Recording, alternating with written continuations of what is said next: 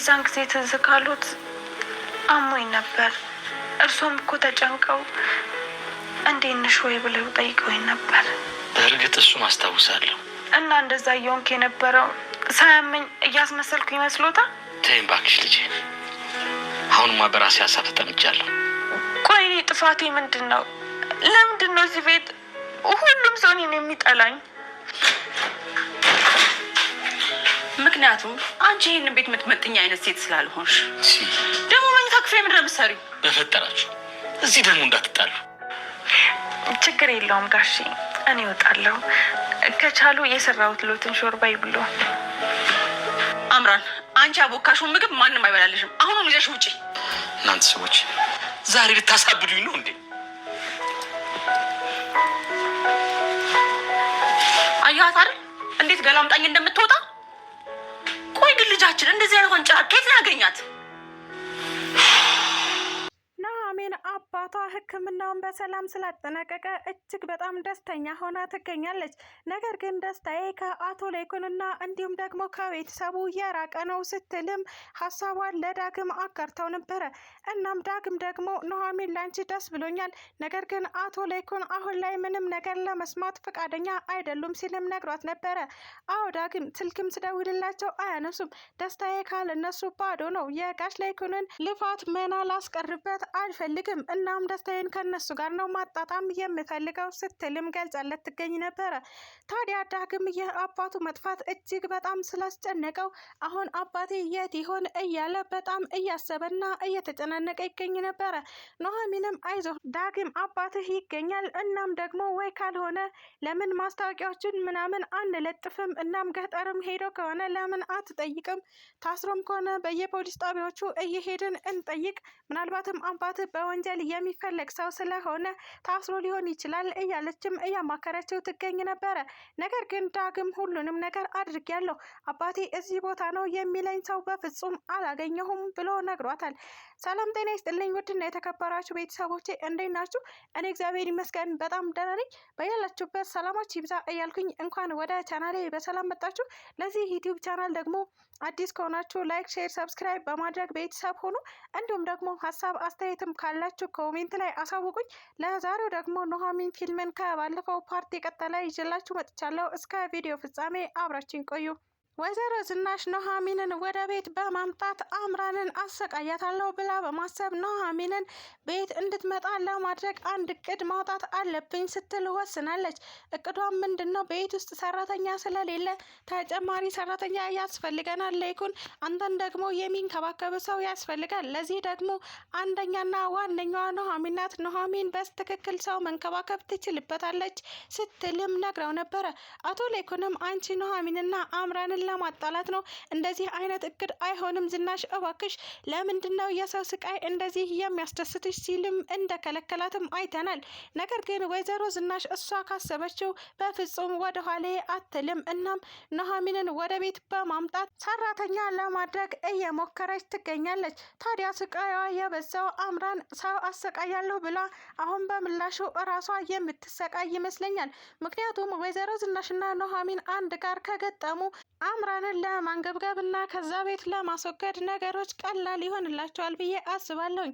ነገር ግን ኑሐሚን ከወይዘሮ ዝናሽ ጋር ተባብራ ትሰራለች የሚለው አሳሳቢ ጥያቄ ቢሆንም ወይዘሮ ዝናሽ ናሆምን እንደምታፈቅረው ታውቃለች። እናም አሁን ላይ የልጄ ሚስት መሆን ያለብሽ አንቺ ነሽ ስትላት እንደነበረም አይተናል። አሁን የኑሐሚንን ደካማ ጎን በመጠቀም ማለትም ኑሐሚን ለናሆም ስትል ምንም ነገር ታደርጋለች ብላ በማሰብ ናሆምን ያንቺ ለማድረግ የግዴታ ከኔ ጋር መስማማት እኛ ቤት መግባት ይኖርብሻል ስትል ታሳምናታለች ብዬ አስባለሁ።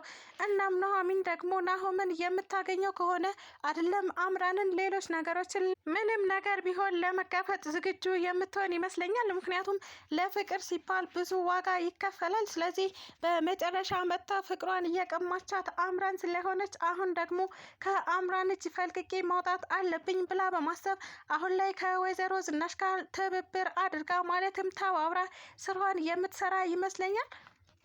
በዚህ ነገር እየተጨናነቀ የሚገኘው አቶ ላይኩን አሁንም ወይዘሮ ዝናሽን ማየት አይፈልግም። ማለትም በሷ ምክንያት ኃጢአት ውስጥ ገብቻለሁ፣ እኔ ተጨመላልቄያለሁ ብሎ ስለሚያስብ ወይዘሮ ዝናሽ የምታደርገው እያንዳንዱ ነገር ለሱ መጥፎ ነገር እየመሰለ እየታየው ይገኛል።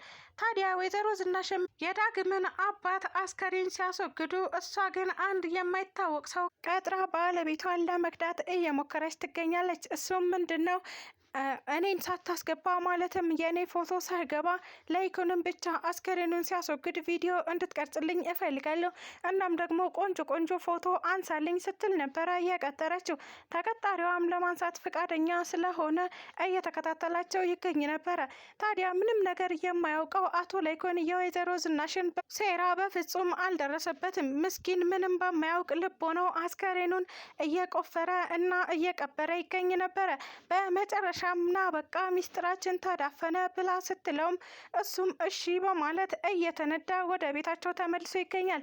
ወይዘሮ ዝናሽ እንግዲህ አቶ ላይኩን አንድ ነገር ለማድረግ ቢሞክር ይህ ቪዲዮ ስላላት ይህንን ቪዲዮ አሳልፌ እሰጥብሃለሁ ማለትም ለልጆችህ እንዲሁም ደግሞ ለፖሊስም አሳልፌ እሰጣለሁ እያለች እያስፈራራችው ዘላለሟን ልትገዛው እየሞከረች ይመስለኛል። ታዲያ አቶ ላይኩን አንድ ቀን በጸጸት ምናልባትም በራሱ ፍቃድ እጁን ለመንግስት የሚሰጥ ይመስለኛል። ምክንያቱም ከዚህ በፊት በነበረው ታሪኩ አቶ ላይኩን እጅግ በጣም ንጹሕና ምንም ሴራ የሌለበት ታማኝ እንዲሁም ደግሞ ለሰዎችም ቅን አሳቢ እናም ለተቸገረ ደራሽ አይነት ሰው እንደሆነ እናውቃለን።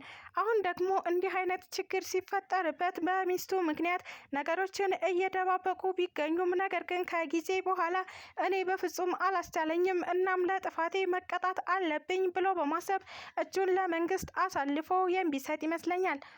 አምራን ከዚህ በፊት ወይዘሮ ዝናሽን እያስፈራራቻት የነበረው ዳግም የእሷ ልጅ ነው ብዬ እናገራለሁ ስትል ነበረ።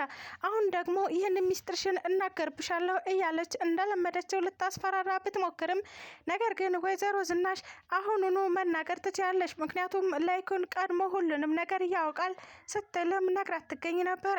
ታዲያ አምራንም እንዴት ታዲያ እያወቀ ዝም አለሽ? እሺ እሱስ እሺ ስለዚህ ናሆምም ያውቃል ማለት ነው ስትልም ጠይቃት ነበር። አዎ ያውቃል እያለች መልሳላት ትገኛለች። አይ በቃ ችግር የለውም ይወቁ፣ ነገር ግን እኔም አሁን በድጋሚ እነግራቸዋለሁ ስትልም አስፈራራታለች። ታዲያ አሁን ላይ አምራን ላይ ሌላ ጥያቄ ተፈጥሮባት ይገኛል። እሱም ምንድን ነው አቶ ላይኩንን በምን መርዛ ይዛው ነው የዳግምን ልጅነት ሲያውቅ እንደዚህ ተረጋግቶ የተቀመጠው? እናም ወይዘሮ ዝናሽን ያልፈታት ያላባረራት ጎዳና ላይ አውጥቶ ያልጣላት ለምንድን ነው እያለችም የተስማሙበትን ጉዳይ እናም ደግሞ ሌላ ምን አይነት ሚስጥር እንዳለ ለማጣራት እየሞከረች ትገኝ ነበረ።